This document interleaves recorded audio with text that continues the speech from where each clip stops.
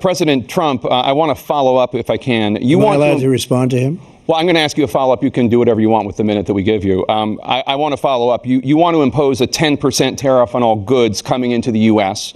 How will you ensure that that doesn't drive prices even higher? It's not going to drive them higher. It's just going to cost countries that have been ripping us off for years, like China and many others, in all fairness to China.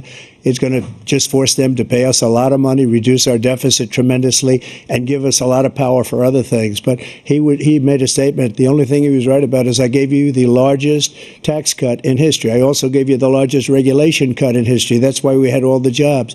And the jobs went down, and then they bounced back, and he's taking credit for bounce back jobs. You can't do that. He also said he inherited 9% inflation. No, he inherited almost no inflation, and it stayed that way for 14 months.